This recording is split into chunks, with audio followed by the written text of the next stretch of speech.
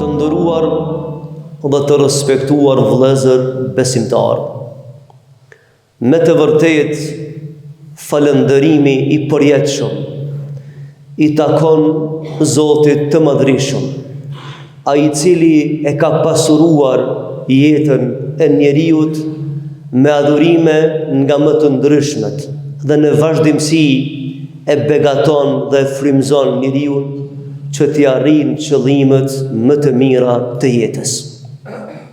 Dhe padyshim se prej begative dhe dhuntive më të mëdha që mund t'i përjeton njeriu në jetën e kësaj bote është muaji Ramazan, agjërimi i cili është një sezon e këndshme për shpirtin dhe një eksperiencë e veçantë për mendjen dhe shpirtin e njeriut.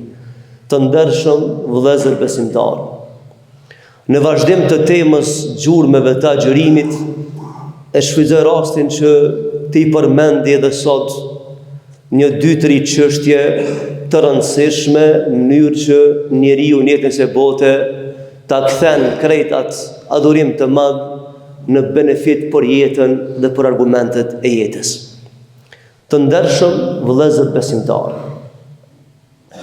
agjërimi është vetëm një sinjal, një shenjë në rrugën e gjatë të jetës në për cilën kalon njeriu deri të arrijë te Zoti i Madhreshëm. Dhe padyshim se agjërimi si shenjë përmes së cilës orientohet njeriu te Zoti i Madhreshëm, le gjurmë të thella në mendjen dhe shpirtin e njeriut. Një ditë prej ditëve, pejgamberi sallallahu alaihi wasallam e përcjellin një mesazh shumë interesant se i përket shenjave të jetës, sepse vëllezër të ndershëm, siç e dini, shenjat në rrugë vendosën për mi pa njeri. Ato shifën për mi lexu. E kur i lexon orientohesh. Kështu janë shenjat e kësaj jete. Janë vendosë për Zotit Madhreshëm që njeriu me i pa.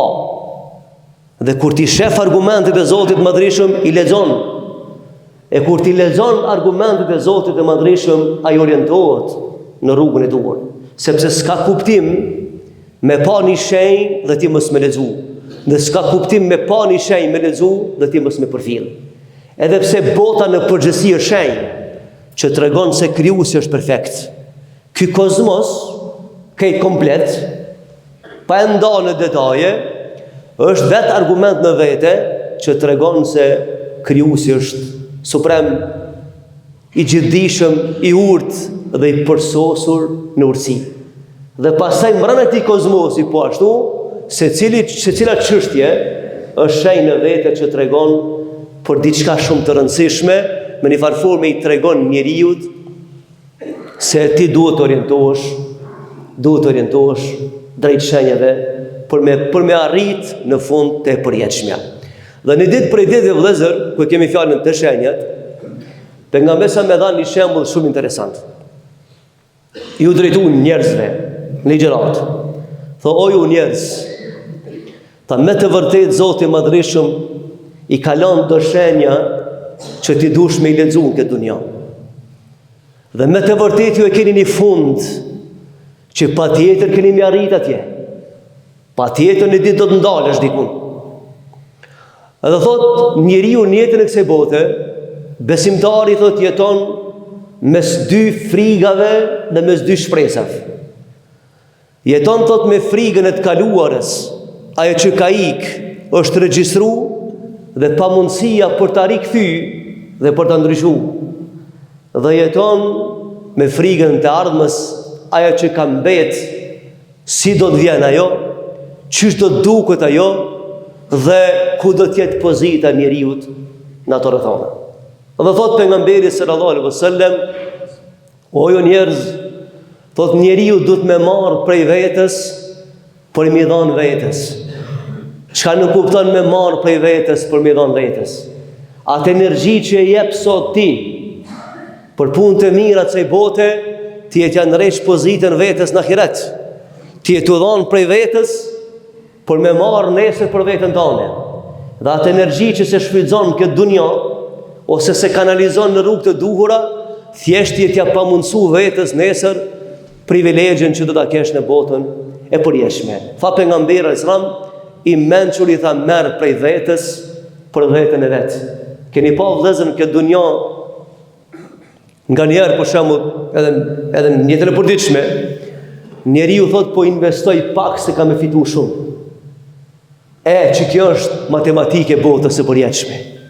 Dhe na thot Rasulullahi, merr prej vetës, jep energjinë këtë dunja në rrugën e duhur, sepse ka më të dashur argumentin botën e përjetshme. Dhe thot, merr prej rinijës tane, se tu duhet në pleçni.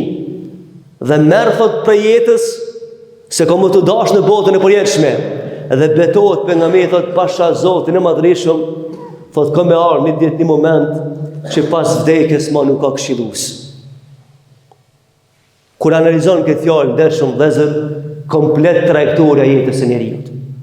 E sheh një njeri mbrana një rrugë të jetës, njëri i cili është aktiv, i shfrytëzon dhuntit e Zotit Madhreshëm, punon, gjallëron, le gjurmë trajektorin e jetës, derisa të vjen momenti i vdekjes dhe ai pastaj t'i korr sukseset, sepse s'ka më kush e këshillon pas vdekjes. Dhe tjetri i cili ka mbetë në gjysmë të rrugës, nuk e merr mundin me lexu argumente e jetës, nuk orientohet dhe dekapitulon fatin e jetës së vet.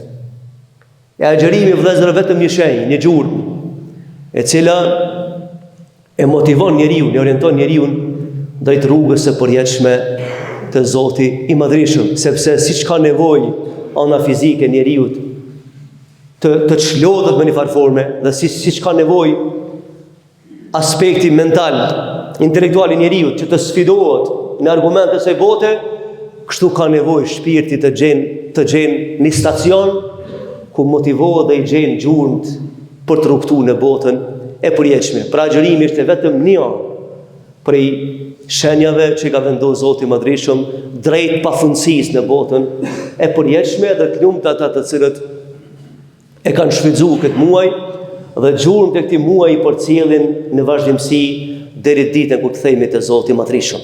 Dhe e dyta vëllezër për shkak edhe të kohës, në prej mësimeve të mëdha të agjërimit mësuam edhe diçka shumë të rëndësishme vëllezër. E mësuam se në këtë dunja është shumë me rëndësi sa çndron deri në fund. Është një rregull pothuajse e pashkruar, por që është rregull begje e madhe në rezultatin e jetës. Nuk në varet starti, sa në varet fundi. Nuk në varet starti, sa në varet fundi. Dhe Ramazani, agjërimi, na mësoi se në këtë jetë nuk ban mu dorëzu.